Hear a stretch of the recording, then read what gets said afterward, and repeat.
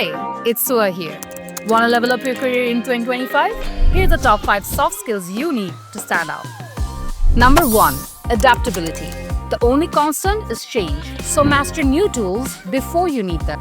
That's how you stay ahead of the game. Number 2. Emotional intelligence. AI might build your dashboards, but it cannot build your connections. And without connections, even the best plans go nowhere. Number 3. Critical thinking. Anyone can Google answers, but not everyone can ask the right questions. And those who do, they always stand out. Number 4. Communication. An idea is only as good as your ability to communicate it. If people can't repeat it, you didn't nail it. And lastly, number 5. Digital fluency. Don't compete with AI, collaborate with it.